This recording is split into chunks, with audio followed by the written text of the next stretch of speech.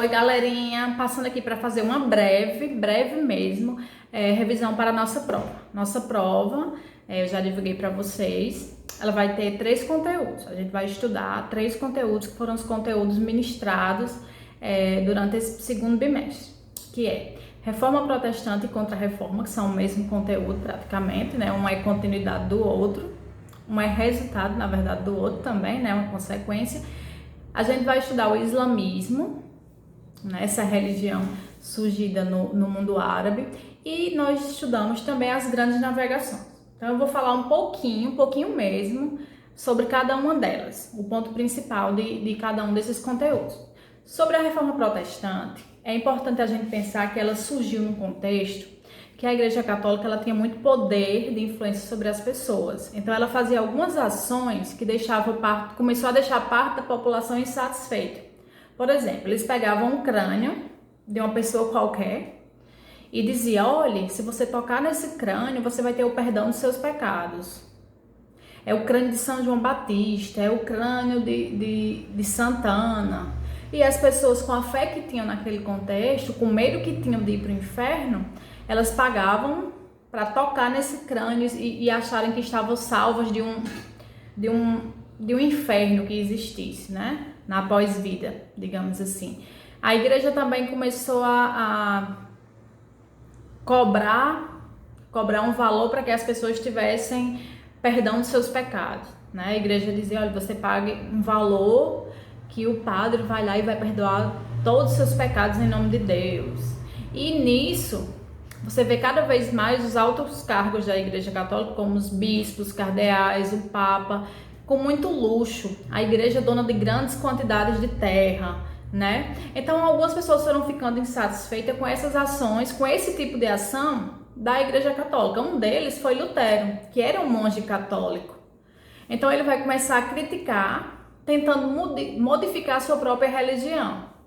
E nesse contexto aí ele vai acabar sendo expulso da Igreja Católica e vai fundar uma doutrina, a doutrina luterana. E aí a gente tem início de realmente a Reforma Protestante. Vai ter o surgimento das igrejas que hoje a gente entende como igrejas evangélicas ou realmente protestantes, né?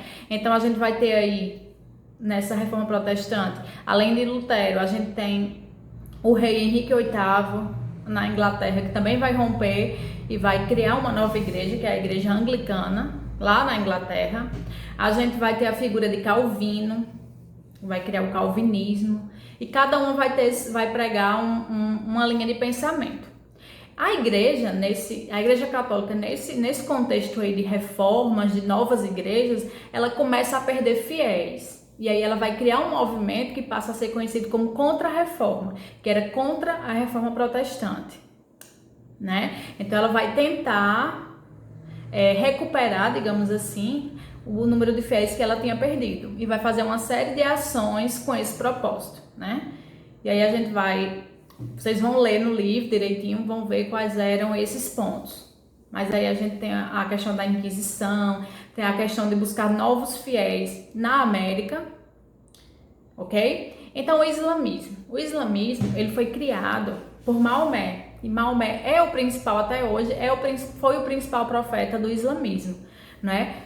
Quem segue a religião islâmica é chamada de muçulmano, assim como os católicos usam, ou os evangélicos usam a Bíblia enquanto livro sagrado. Os islâmicos, eles usam o Corão, ou Alcorão, é o nome do livro sagrado deles, né?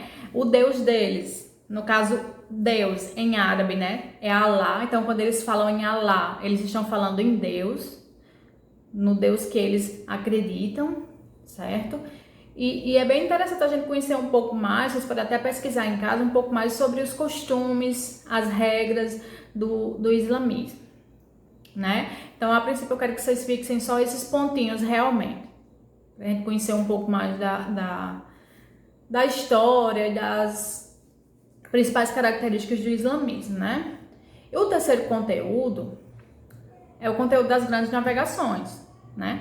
Quando o homem da Europa Ocidental ele vai começar a adentrar o mar, ficando cada vez mais longe da própria Europa.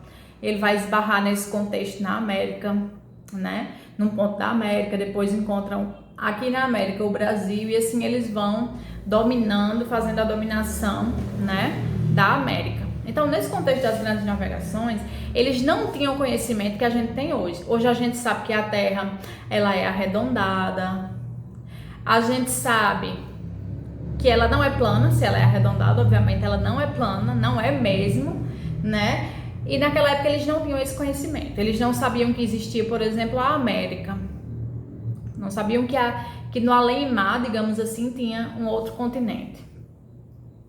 E por não terem o conhecimento que a gente tem hoje, né, com toda a ciência, com toda a tecnologia que nós hoje temos, eles enfrentaram todos os medos que tinham nessas navegações, né? A princípio, em busca de novos caminhos para chegar até as Índias, que era uma fonte comercial importantíssima para a Europa.